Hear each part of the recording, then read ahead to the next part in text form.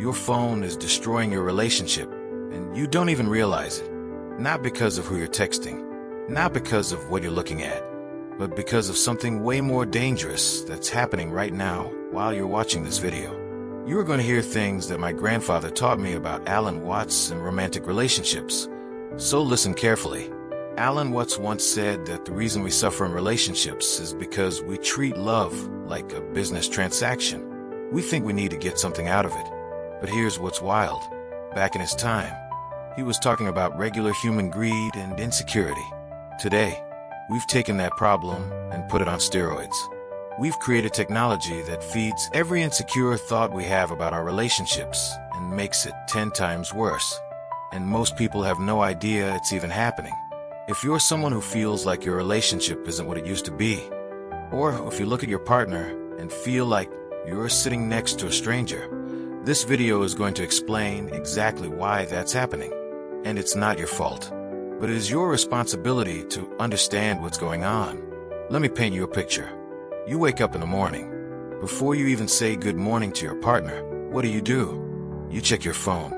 You scroll through Instagram. You see Sarah from high school posting about her anniversary trip to Italy.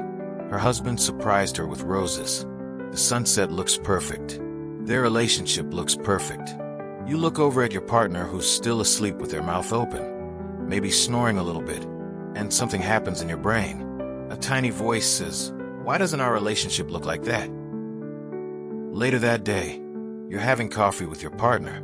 You're trying to have a conversation, but your phone buzzes. Just a notification.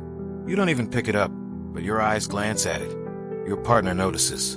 They don't say anything, but they feel it.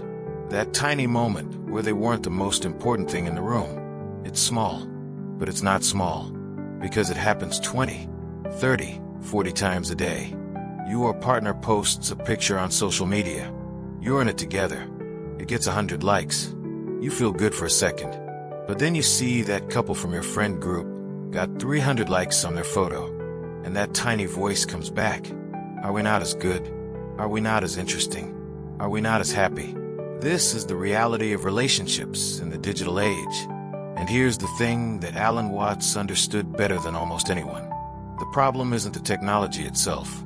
The problem is that we've forgotten how to just be with another person. We've forgotten how to exist together without constantly comparing, measuring, and evaluating whether we're getting enough out of the deal. Let's talk about what social media actually does to your brain when it comes to relationships. Because once you understand this, you can't unsee it. Every time you open Instagram or Facebook or TikTok, you're not just looking at pictures. You're being fed a highlight reel of everyone else's relationship. But your brain doesn't process it that way. Your brain sees these images and says, "Oh, this is what relationships look like." But it's not. It's what relationships look like when people are performing for an audience. Think about this. When was the last time someone posted about the boring Tuesday night where they sat on the couch in silence with their partner, both too tired to talk? When was the last time someone posted about the argument they had over who forgot to buy toilet paper? Never. Because that's not what gets likes. But that's real life. That's what actual relationships look like 90% of the time. Alan Watts talked about something he called the backwards law. The idea that the more you pursue something, the more it runs away from you. And this is exactly what's happening with modern relationships. The more we try to make our relationships look perfect on social media, the more we destroy what makes them actually work. We're so busy performing love that we forget to actually experience it. Here's another thing that's happening. Instant communication has rewired our expectations. You send a text to your partner.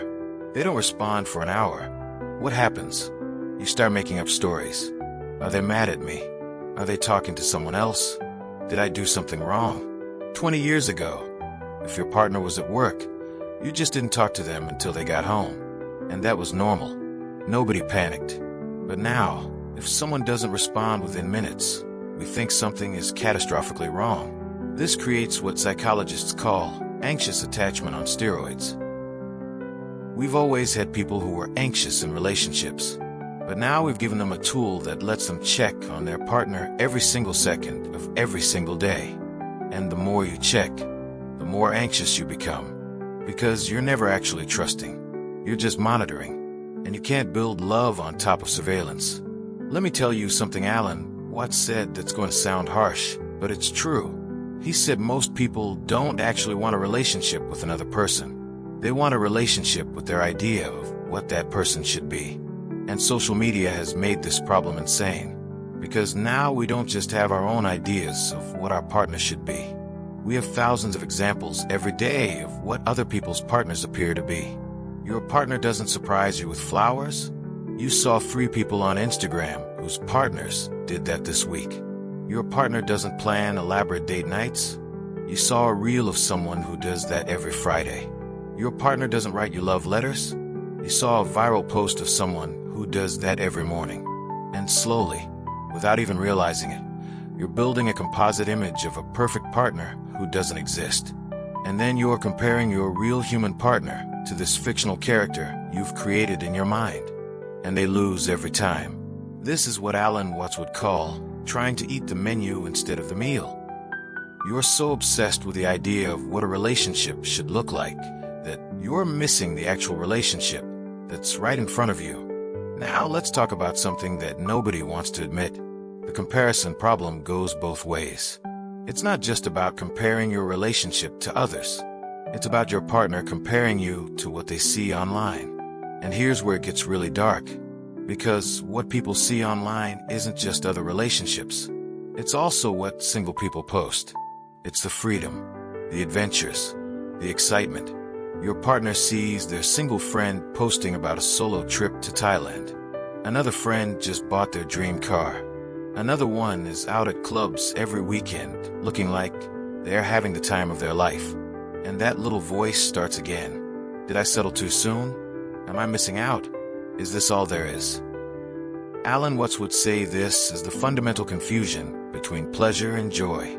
Pleasure is what you feel when you're doing exciting things, buying new things, experiencing novel things. Joy is what you feel when you're deeply connected to your life as it actually is. Social media sells pleasure, but pleasure fades fast, and you need more and more of it. Joy is sustainable, but joy requires you to stop chasing and start being present. Here's the really messed up part. The technology companies know this. They know that comparison makes you feel bad. They know that feeling bad makes you scroll more. Because when you feel inadequate, you're looking for answers. You're looking for hope. You're looking for proof that things can get better. So you scroll and scroll and scroll. And the whole time, you're sitting right next to your partner, but you're not actually with them. You're in a digital world, comparing your real life to everyone else's fake highlight reel. Let's talk about unrealistic expectations for a second, because this is where things get really practical. 50 years ago, if you wanted to know what a good relationship looked like, you basically had your parents' relationship, and maybe a few friends, and whatever you saw in movies. That was it. Now, you have unlimited access to millions of relationships, all performing for you every single day. This creates something psychologists call the paradox of choice. When you have too many options or too many examples of what's possible, you become paralyzed. You can't just be happy with what you have because you're constantly aware of all the other things you could have. And this doesn't just apply to choosing a partner. It applies to staying satisfied with the partner you chose. Your partner is having a bad day. They're grumpy. They don't want to talk. 20 years ago, you'd think, okay, they're having a bad day. Now, you're thinking Sarah's husband never seems grumpy. Maybe I'm with the wrong person. Maybe there's someone out there who's happy all the time. But that person doesn't exist. You're comparing your partner's real bad day to someone else's perform good day. And you're making decisions about your real relationship based on that fake comparison. Alan Watts talked a lot about the concept of the eternal now. The idea that all we ever have is this present moment. And if we're constantly thinking about the past or worrying about the future, we miss the only thing that's actually real, which is right now. But that's exactly what digital technology trains us not to do. It trains us to always be somewhere else, to always be thinking about something else, to always be comparing this moment to some other moment that looks better. You're having dinner with your partner, but you're thinking about the email you need to send, or the text you need to respond to, or the post you saw earlier that made you feel inadequate. You're physically present, but mentally you're scattered across a dozen different places. And your partner can feel it. They can feel that you're not really there. And over time, that feeling builds up. It creates distance. It creates loneliness, even when you're sitting right next to each other. Here's something that's going to sound obvious, but it's not. Your relationship is not a product. It's not something you can optimize and hack and improve until it looks perfect. It's a living thing between two imperfect humans who are both struggling with their own issues and trying their best.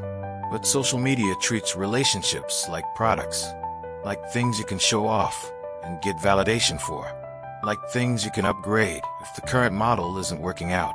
This is why so many people are unhappy. They're trying to optimize their way to happiness. They read articles about the 7 habits of successful couples. They watch videos about the 5 love languages. They take quizzes to find out if they're compatible. And none of it works, because they're missing the fundamental point. You can't think your way into a good relationship. You can't perform your way into a good relationship. You have to actually show up as a real human and connect with another real human. And that's messy. That's imperfect. That's nothing like what you see on Instagram. Let me tell you about something called emotional labor visibility. This is a new problem that didn't exist before social media. In the past, the work that went into maintaining a relationship was mostly invisible. You didn't see other people doing it, so you didn't compare. Now, you see every grand gesture, every surprise party, every thoughtful gift, every love note, every planned adventure, and it creates this feeling that everyone else's partner is doing more than yours. Everyone else is trying harder. Everyone else has it figured out. But what you don't see is the context. You don't see that the guy who posted about surprising his wife with flowers is the same guy who forgot her birthday last year and is trying to make up for it. You don't see that the couple that posts about their amazing communication had a huge fight the night before. You don't see that the person planning elaborate dates is doing it because they read an article that said that's what they're supposed to do, not because it's natural for them.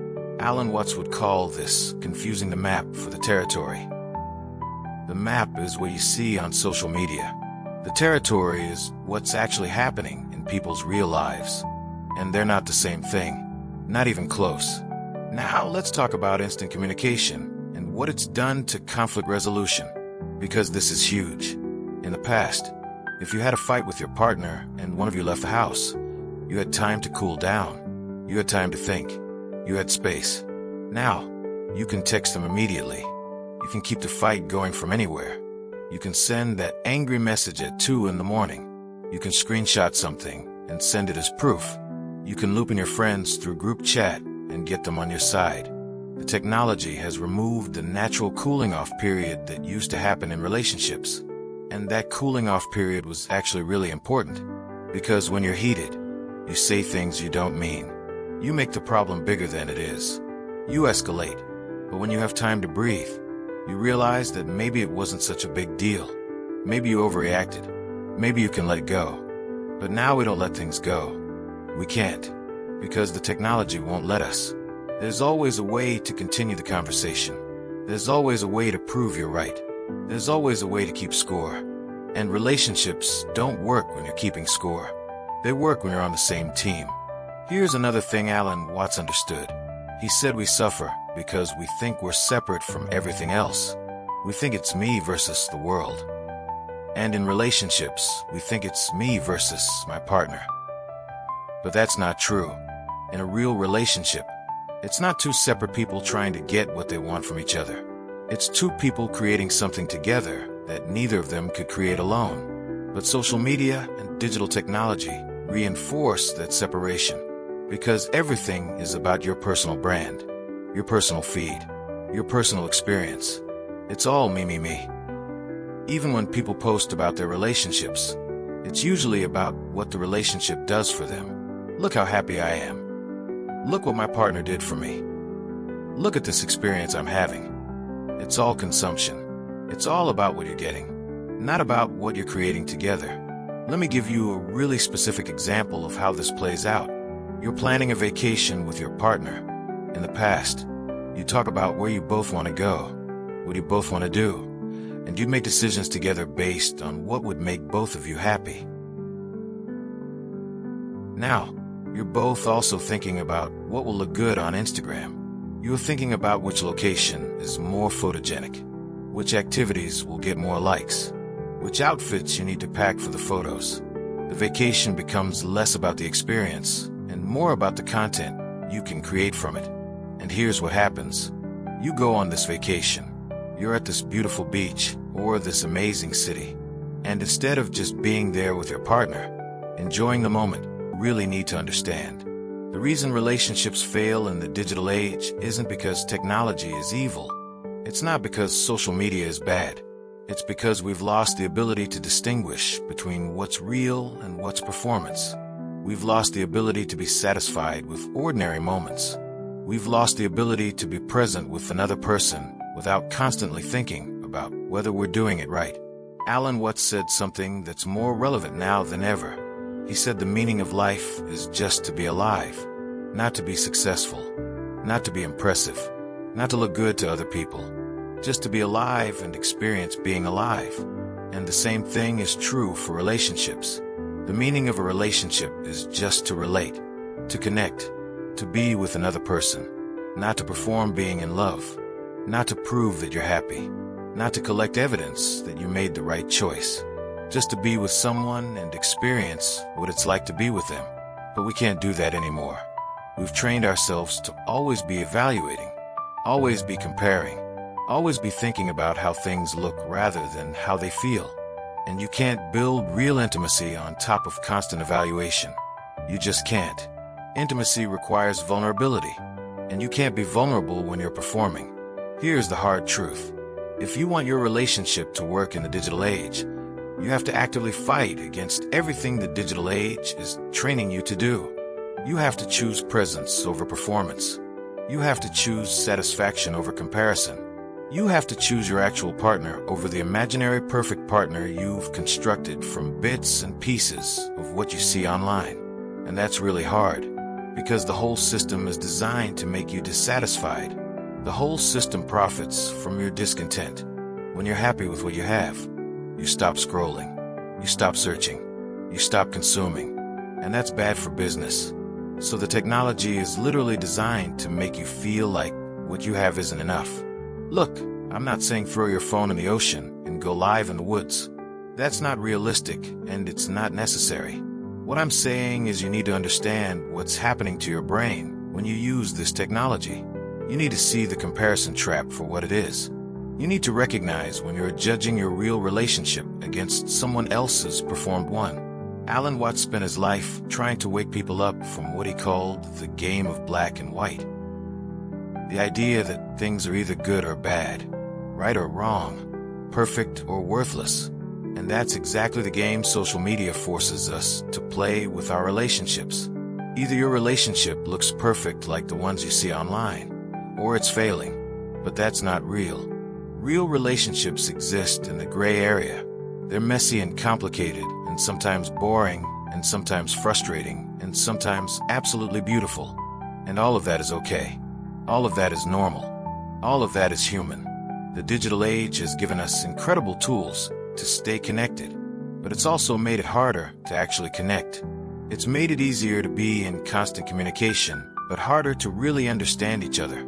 It's made it possible to see thousands of relationships, but harder to appreciate the one you're in. If you're feeling disconnected from your partner, if you're feeling like something is missing, if you're feeling like everyone else has figured out something you haven't, I want you to try something. Put your phone away for one evening. Don't check it. Don't post anything. Don't scroll. Just be with your partner. Talk to them. Or don't talk. Just exist in the same space. And notice how hard it is. Notice how many times you want to reach for your phone. Notice how uncomfortable it feels to just be present without distraction. That discomfort is the problem. We've become so dependent on constant stimulation, constant comparison, constant validation, that we've forgotten how to just be. And if you can't be present with yourself, you definitely can't be present with another person. Your relationship is not failing because you're not posting enough cute pictures together. It's not failing because you're not going on enough adventures. It's not failing because your partner isn't as romantic as someone else's partner appears to be on social media. It's failing because both of you have forgotten how to be real with each other, how to be present with each other, how to accept each other as you actually are, instead of constantly measuring each other against some impossible standard. Alan Watts has been dead for over 50 years, but his message is more important now than ever. Stop trying to live up to an image. Stop trying to prove something to people who don't matter. Stop treating your relationship like a product that needs to be marketed. Just be with your person. Appreciate them for who they actually are. Accept that it's not going to look like a movie or a music video or an Instagram post. And that's exactly what makes it real. The digital age isn't going away. Social media isn't going away. But you can change how you use it. You can change how you let it affect you. You can choose to opt out of the comparison game. You can choose to stop performing and start living. And when you do that, you might find that the relationship you've been looking for has been right in front of you the whole time. You were just too distracted to notice it. Hit subscribe if this changed how you see your relationship.